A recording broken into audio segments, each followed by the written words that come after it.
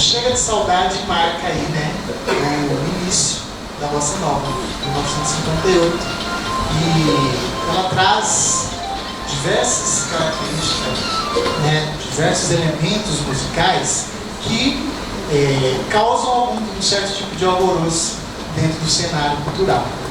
Isso se dá porque nesse período, na década de 40, década de 50, a música brasileira já vivia uma espécie de baixo astral, segundo o Roberto Menestrel, né?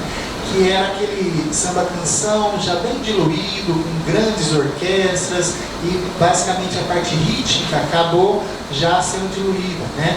Então, quando a Bossa Nova vem, ela vem com uma proposta diferente, né? Harmônica, formal, a maneira de cantar.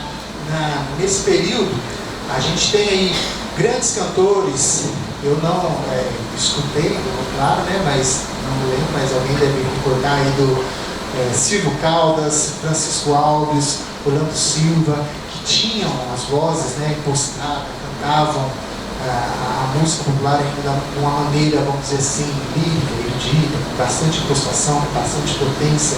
E quando chega João Gilberto, uma voz miúda, uma maneira de cantar quase que falada, um violão completamente diferente, uma instrumentação simples, uma instrumentação enxuta, que vai na contramão de tudo que estava acontecendo.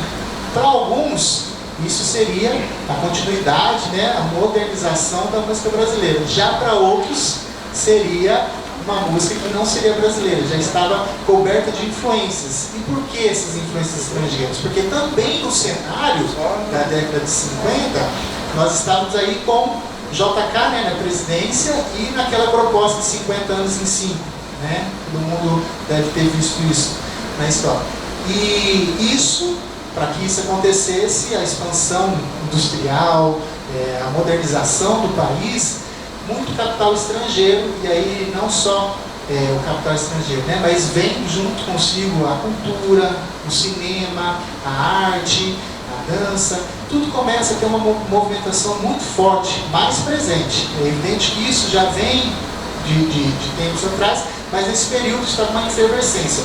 A música brasileira, na visão de alguns, se perdendo, o estrangeirismo e a cultura de fora se instalando no cenário cultural do país, né? E esse era o cenário que surge a Bossa Nova. E quando ela surge, então, ela já causa um tipo de estranheza, né? E nesse mesmo período, a gente tem ainda uma necessidade de alguns músicos, artistas, né, de resgatar ou de falar, assim, de nomear a autenticidade da música brasileira, né, de trazer consigo o que seria a música brasileira nesse período. Inclusive tem uma revista, a Revista da Música Brasileira, que foi em 56, não, 50, mais ou menos 54, 56, Lúcio Rangel, acho que estava ali na frente, né, e eles tinham como objetivo eleger a verdadeira e autêntica música brasileira.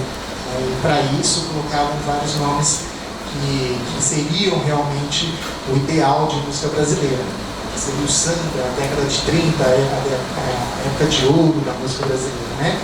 E a Bossa Nova surge nesse contexto. Então, quando ela surge, ela causa essa estranheza.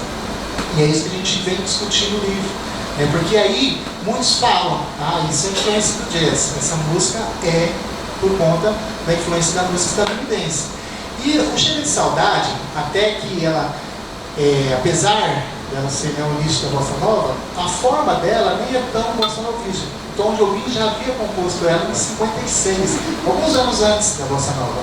E a forma dela, se você vai reparar, ela começa numa tonalidade menor, depois ela vai para uma tonalidade maior. Ela é um pouquinho mais característica do choro, vamos dizer assim, né, do que a Bossa Nova. Porém, a maneira que João Gilberto canta, a maneira como ele toca o violão, tudo isso é com novidade.